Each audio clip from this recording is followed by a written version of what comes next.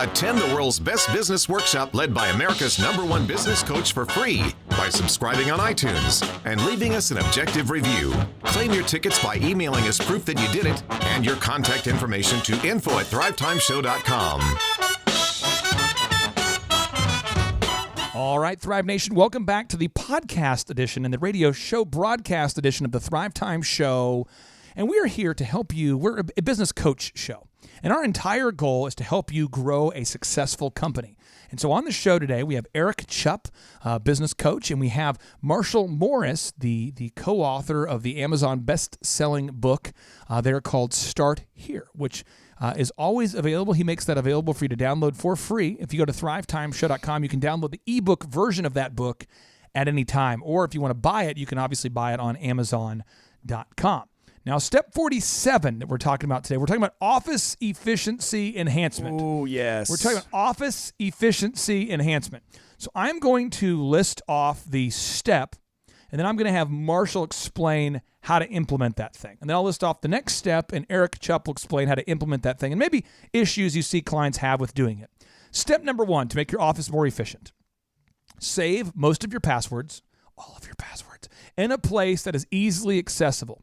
Save most of your passwords, all of your passwords, in a place that is easily accessible. The only reason I don't say all of your passwords is because there might be one sensitive password you don't want to share. Right. But you want to put them all in one place. And the overwhelming majority of clients that I've worked with over the years could not ever find their passwords for anything previous to working with us. Marshall. So you got to save all the passwords because you're going to need a ton of different services, a ton of different accounts for different things that you use within your business. And if you're spending all of the time trying to follow up with people, track down a password, nobody knows what it is. Every time you hire somebody, you got to give them the password. Every time you fire somebody, you got to change the passwords. If you're spending all of your time with passwords, you're not spending your time selling something. So you need to save all of your passwords on a place.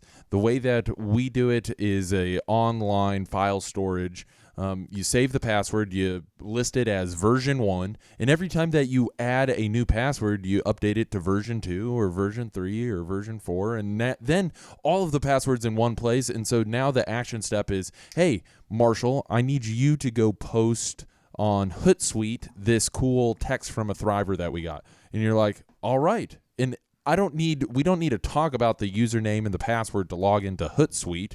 It's just saved in the place where everything is. And there's a program out there called LastPass. You could use that if you want. The only reason I'm not a pro LastPass person is because I typically find that the issue of not being able to find the passwords is not the issue.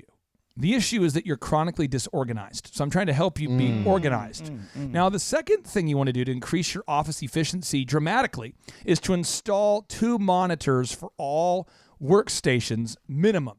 Having 2 monitors on a desk of each employee will improve the average employee's efficiency by 50%. Randy Pausch was a computer science professor at Carnegie Mellon Institute, and before he passed away, he wrote a book called The Last Lecture. And he delivered it because he was dying of cancer and he was in early 40s and he wanted to teach people how to be more efficient. And one of the ways you can do it is to have 2 monitors on all of your desks. It helps you be so much more efficient. It doesn't matter what you're doing. If you're working on your computer and you have that second monitor, let's say you've got a spreadsheet. You can have the spreadsheet up and then you can look stuff up on the internet on the other one. You can watch a how-to video on how to work a software on your other screen. Every client that I've implemented this with, that I've told them, hey, you've got to go get another. They're cheap now. They're so cheap compared to in the past. You can get your people a second monitor. They have to every single one of them, they have come back and said, I cannot believe how much faster my employees are working. And the employees love it too. It's so much easier to have your, if you're all the time on your email, it's just right there for you. Now I'm going to fire through a bunch of these because there are so many efficiency tips we're giving you. 1, automate the coffee, water, and beverage delivery for your team. Your teammates should not have to leave your office to grab a cup of coffee. So if you want to argue with me about it, fine, but you should do it. The next is save 3%. Just save 3% of your gross income. Talk to your financial planner, talk to yourself, talk to your banker, whatever you have to do. Just pull 3% of your income and put it into a savings, and that way you're good. That's called savings. It allows you to buy opportunities in the future. Then you want to automate your emergency savings. So that's another 3%. So you always want to save 3% because you always will have an emergency. The next is you want to schedule time, a specific time to deal with your email. Marshall, why do you have to schedule a specific time every day to deal with your email? Because I see a lot of business owners, what they will try to do is answer all of the emails real time as they're coming in, and therefore they never get anything done. Okay, so if you're always engaged, if you've always designated your time for email time, then you're not mentally present in what it is that you're doing. I'm making those sound effects to distract you and the listeners because that's what happens on a smartphone. People said it where they have notifications, and every time that they're trying to talk, they're like, well, excuse me, let me check. Sorry, let me look at that. I see this a lot. An entrepreneur or somebody will be working with us, and they'll get one on the phone 1 second, and then they just got to, and then like, oh, done. Like it's off your plate. And like, no, that's not what you have. That's not how you want to do it. You want to think about those things. The next move is you want to create a master contact list and database of all your employees. You should be able to get a hold of all your employees. You should have one list of all the phone numbers of all your employees, and it's easy to get a hold of these people. You want to create a master contact list for all the vendors you work with. You know, if you run out of ink, it shouldn't be an urban legend as to who is you're getting your ink from. You want to have all of your vendors listed so people can find them. You want to physically label everything so that no one on your team ever has to look for anything. You know, where's that cord? Where's that cable? Where's that adapter? You want to be able to find things quickly. Next move is you want to train your team so you have at least 2 people trained in every area. You want to create redundancies where you have at least 2 people on your team who can do anything. Next move, you want to create redundancy backups for critical operations. So at Elephants in the Room, as we begin to franchise, we'll be buying a generator. So if the phones go out in Tulsa because we don't have power, people in Dallas don't care. I mean, the franchisees that we're supporting in Florida aren't going to care if the phones go out in Tulsa. So you've got to have redundancies for equipment like internet connections or office generators for anything that's operation critical.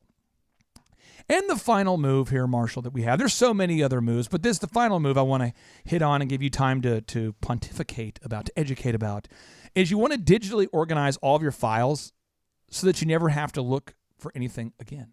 All your files. You got to organize everything, save it to the cloud, save it to Dropbox, save it to Google Drive. You got to organize the files. So all of the marketing material should be in a marketing folder. All of the sales material should be in a sales folder. That's nice. All of the customer service material should be in the customer service folder.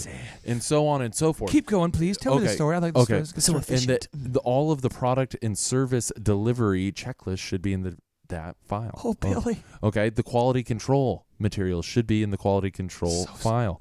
Human resources should be in the human resources keep file. talking to me. Accounting should be in the accounting folder. Oh, my gosh. Public relations should be in You mean they shouldn't be on a freaking laptop? And saved as 7BQX _ just all kinds of gibberish. You mean they shouldn't be on a USB drive? I have no idea what that file is. You mean all of our company's critical documents shouldn't be saved on a random collection of... I spilled a Diet Coke on the computer. If you're listening right now, Diet Coke, and if you lost a computer, you would lose the majority of it. If I'm asking you right now, if you're listening, and if you lose your computer, if it would cause you to lose most of your business systems, you need to do this today. And your business coach, like at the break, your business coach will help you. They'll help you do that. I promise you. I've worked with many clients. It takes them almost an entire day to do it, but once they do it, you get the mind freedom, that peace of mind that your business will not blow up.